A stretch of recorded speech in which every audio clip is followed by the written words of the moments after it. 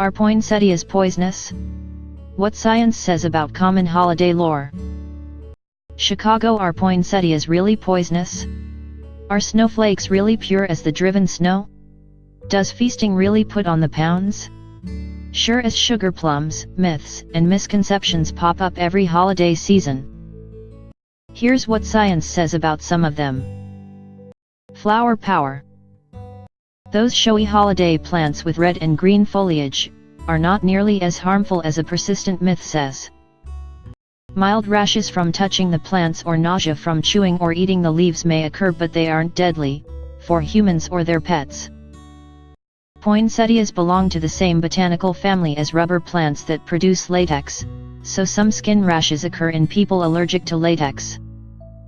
According to a Western Journal of Emergency Medicine Research review, the plant's toxic reputation stems from a single unconfirmed death of a 2-year-old in Hawaii in 1919.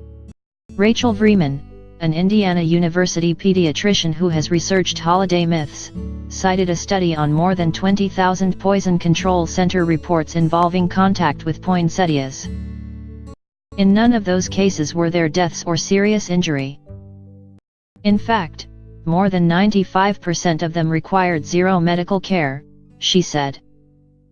The anglicized name comes from Joel Poinsett, a 19th century U.S. diplomat who brought the plant back from Mexico. The white stuff.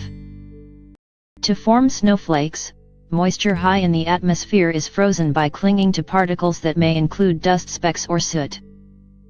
Add germs to that list.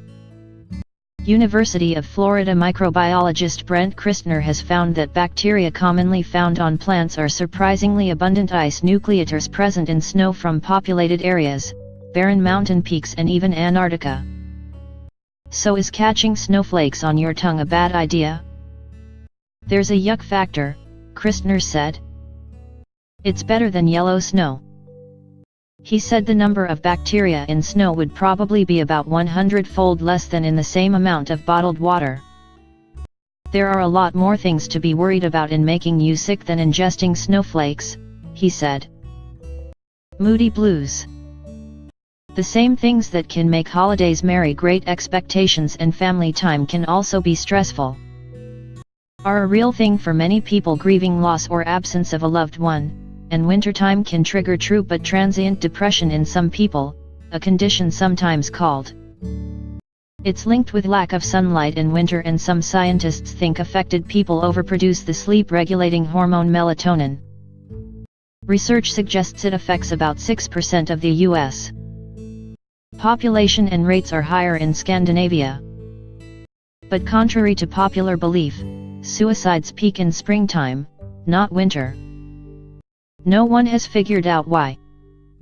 Hair of the dog. Forget that Bloody Mary. If extra shots of bourbon in your eggnog have you feeling lousy the next day, drinking more alcohol, hair of the dog won't cure you. Here's what George Koob, director of the National Institute on Alcohol Abuse and Alcoholism, has to say about that. You are in a sense self-medicating a mild withdrawal syndrome by drinking more. The problem is that's going to wear off and you're going to have an even worse. Alcohol is dehydrating, so replenishing with lots of water or other non-alcoholic drinks can help relieve the symptoms. But experts emphasize that prevention is the healthiest cure.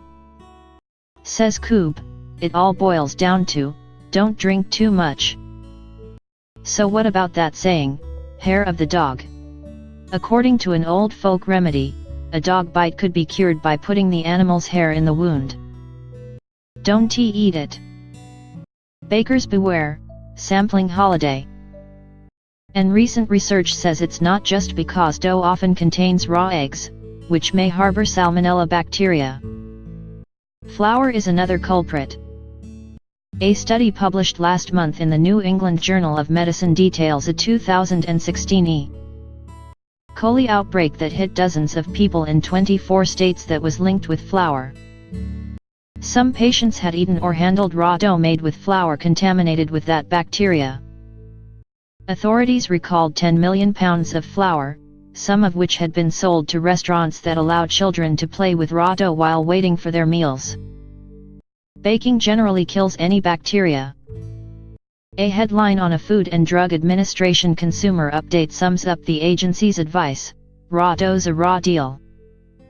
The bottom line: the truth about holiday weight gain depends on whether your champagne glass is half empty or half full. One often cited study says it's commonly assumed that the average American gains 5 pounds between Thanksgiving and New Year's Day. But the study authors found the average was a little less than 1 pound.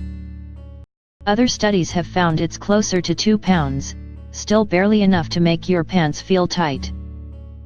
An extra piece of pie or one gigantic holiday feast won't doom you, says Indiana University's Vreeman. The problem, she says, is that the extra pound or two at holiday time becomes a pattern year after year and adds up.